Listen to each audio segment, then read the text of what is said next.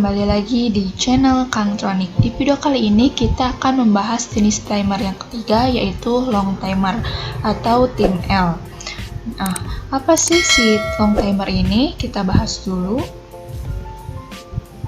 Nah, di sini ada tim L atau tim LX atau long timer ya. Si long timer ini bisa digunakan ketika kita ingin mengeset timer yang lebih lama. Misalnya kita butuh ngeset waktu dalam 1 hari, bahkan 1 minggu juga bisa kita menggunakan tim L. Jadi kita tidak bisa menggunakan timer sebelumnya, yang itu tim atau tim H. Nah, di sini cukup berbeda ya dengan jenis timer sebelumnya. Kalau di timer sebelumnya kita hanya menggunakan si set value sama present value. Nah, di sini ada completion flag juga. Nah, si completion flag ini adalah suatu nilai atau suatu alamat yang nantinya akan aktif setelah present value-nya atau nilai si timer itu sudah mencapai set value. Nah, untuk tim L ini kita bisa mulai dari 0,1 sekon. Kalau sebelumnya itu ada yang 100 sekon, 100 milisekon, Oke, kembali lagi di channel Kangtronik. Di video kali ini kita akan membahas mengenai jenis timer yang ketiga, yaitu long timer atau tim L. Terus apa sih long timer ini? Kita bahas dulu apa itu long timer. Nah, di sini udah ada pembahasannya, yaitu tim L atau tim LX atau singkatannya itu dari long timer. Nah, long timer ini bisa kita gunakan ketika kita ingin mengeset timer yang membutuhkan waktu yang lama. Kita bisa ngeset timer ini misalnya 1 hari, bahkan bisa 1 minggu atau bahkan 1 bulan. Ini berbeda sama jenis timer sebelumnya. Jadi kalau kita membutuhkan waktu yang cukup lama, kita menggunakan timer L ini atau long timer ini.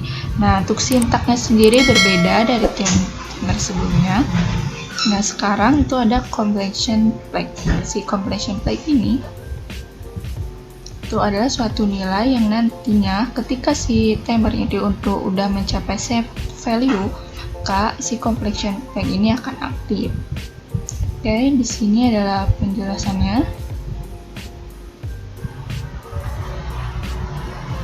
Nah, di sini untuk sampel programnya. Jadi ketika kita misalnya mau ngasih 10 sekon, itu adalah di programnya kita kasih angka 100. Oke, kita buktikan di programnya. Oke, kita ambil dulu inputnya untuk mengaktifkan timernya. Oke, kita kasih input 0.0. Terus kita ambil instruksi tim L-nya. Kita tulis aja tim L. Terus misalnya kita kasih si completion flag-nya, kita kasih 9 misalnya. Terus untuk present value-nya biasanya kita pakai D100. Nah, untuk set value-nya misalnya kita mau ngambil waktu 20 detik. Kasih 200. Nah, terus kalau kita mau mengaktifkan si completion flag-nya, kita ambil nih kontaknya di sini. Kita akan di sini 9 si completion flag-nya. Berarti di sini kita kontaknya itulah 9.0 misalnya. Terus kita kasih coil atau outputnya 1.00. Oke, nanti ketika si timer ini untuk mencapai set value-nya, maka si kontak atau si coil ini akan menyala. Oke, kita simulasikan.